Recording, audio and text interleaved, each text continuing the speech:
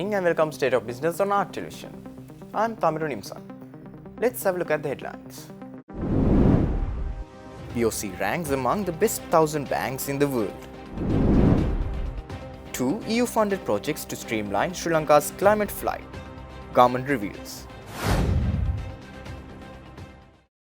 News in detail. The official nomination signing event for the 2024 presidential election was held at the Election Commission premises. The hopeful presidential candidates were seen arriving at the Election Commission premises under tight security. The Election Commissioner earlier announced that the election will be scheduled for the 21st of September this year. Of the 40 candidates who made deposits to run for the presidential election, only 39 showed up within the given time. Elections Commission announced that the Commission accepted all 39 nominations from the candidates for the upcoming presidential poll, which is due for the 21st of next month. Nominations had been filed by 22 recognized parties, 1 other party and 16 persons nominated by electors. Election Commission Chairman R.M.A.L. Ratnayaka said 3 objections raised by the candidates were rejected by the Commission as those not prevent them contesting the elections.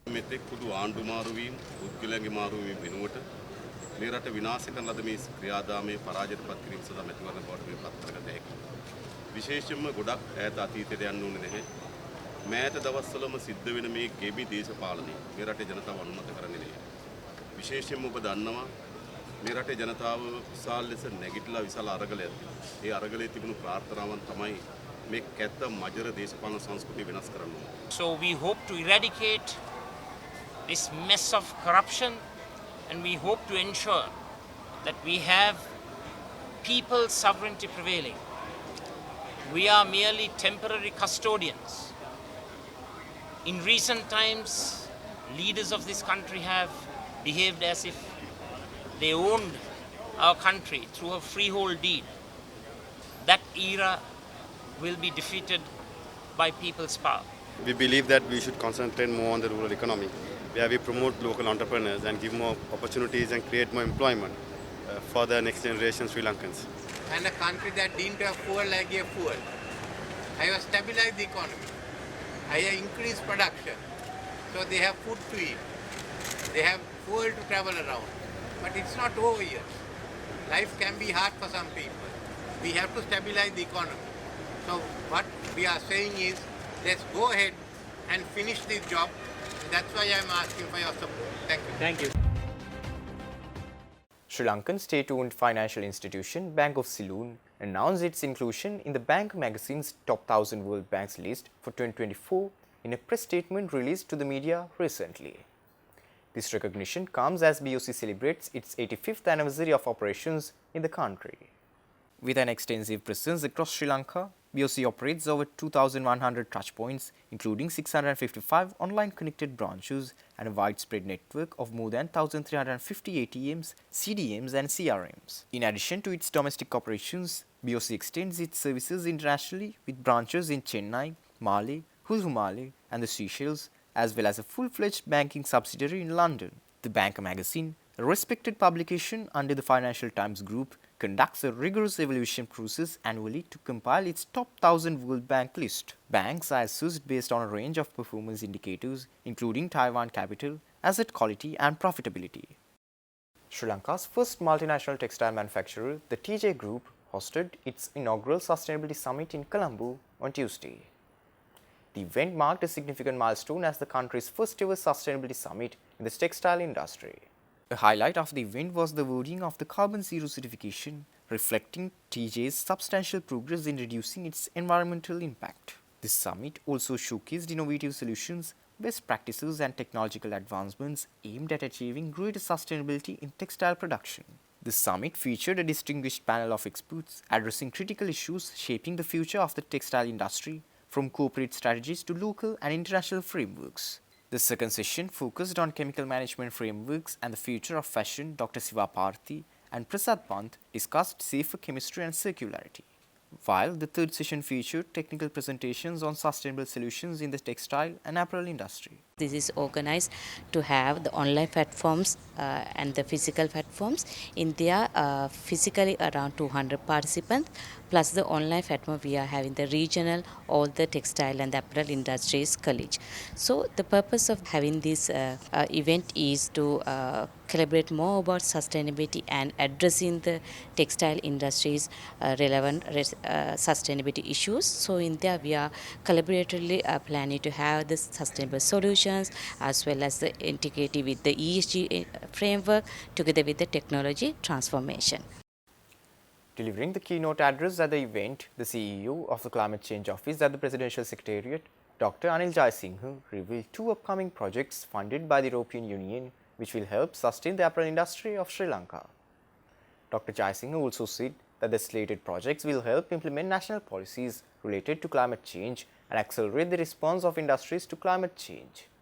The first one is EU Green Recovery Facility, funded by the EU, European Union, of which the steering committee is co-chaired by the Minister of Environment and the head of the Cooperation of EU Delegation to Sri Lanka and Maldives. The project duration is 4 years from 2023 to 2027 with following activities which will directly or indirectly benefit apparel industry to a greater extent. Implementing agency is the Expertise France. This project supports the implementation of national policies related to climate change and sustainable development. The second project is accelerating industry's climate response of Sri Lanka, once again funded by the European Union. The implementation agency is UNIDO and government counterparts are Minister of Industries, Minister of Environment and Minister of Power and Energy. The main focus of this project is to support Sri Lanka's efforts in mitigating climate change by implementing the nationally determined contributions, especially for the industrial sector. This will involve reducing greenhouse gases by improving energy efficiency and increasing the use of renewable energy in energy-intensive industries. Under this industry sector, MRV system will be designed, developed and implemented to estimate GHG emissions and track the progress of mitigation efforts.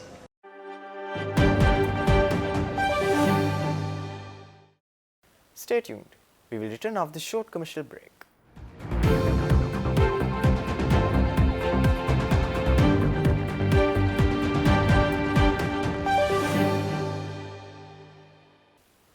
Welcome back after the break.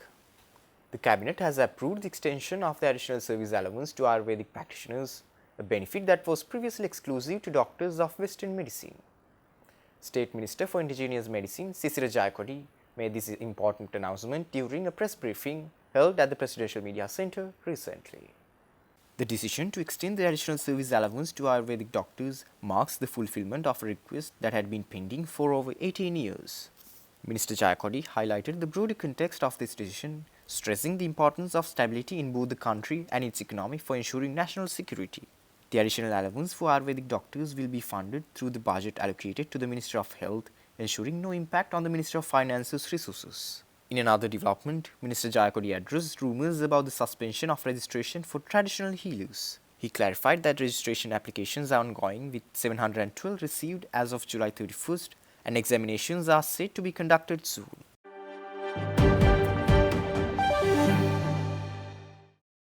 Research consultant at Advocate Institute, Rehana Taufik, said that the bus transport sector of Sri Lanka has been messed up with too much meddling since its inception. She said that the low regard for safety and cutthroat competition among bus owners and the government has turned the bus service to a disaster, making it a poster child for failed nationalisation as well as mass privatisation.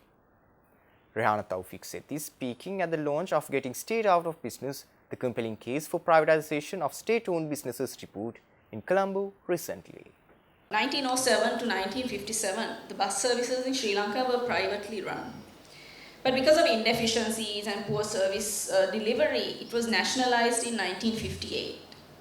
But by 1978, there was massive overcrowding and a lot of service problems. So this pushed the government once again to allow private sectors to operate. Why did the privatization fail? Well, for one, the state was still intervening in setting prices.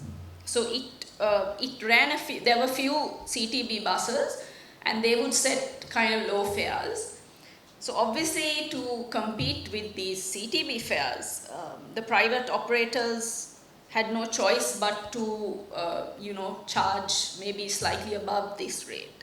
So this led to very cutthroat and destructive competition. So the private bus operators would overcrowd the buses and drive very hazardously to try to make a profit on that route. So it was mainly small private bus operators who came up during this wave of privatization. So because they were such small players, they didn't really have the capacity to expand their services. The National Transport Commission was also extremely ineffective in sort of enforcing the safety and service standards. So because of this, it's an interesting case because the bus transport sector, both nationalization has also failed and privatization has also failed. Speaking at the panel discussion held after the event, Country Director of the Asian Development Bank, Takafumi Kadanu, emphasized the need for a clear and persistent political view to see through the process of restructuring state-owned enterprises as per the IMF agreement. Kenya, they had a partial privatization. So they listed, I think, 40% or so of the utility share in the Nairobi Stock Exchange, and they were able to bring in the private sector. Here, this was the issue they wanted to address was lack of investment as well as access to capital. So there are different ways of doing it, like Mongolia and other countries have also gone through the process. So I think in this case, for CEB, I think there's, of course, the lack of transparency and the high cost of generation, for example, maybe the overstaffing. I think these are the areas that need to be addressed. So the short answer is to be clear about what the objectives you want to reach at the end of the day are, have a plan. It's going to be a long journey, but keep the political will there, because without it, we will not be able to reach that final intended objective. People feel that something has to change. And of course, I mean, if you look at, I mean, like the IMF staff report, the reform of SOE is one of the key pillars, right? And then more broad-based structural reforms is also a key component of this. So I think there is an understanding that this has to be done, and the importance of SOE in the overall landscape of economic structural reform.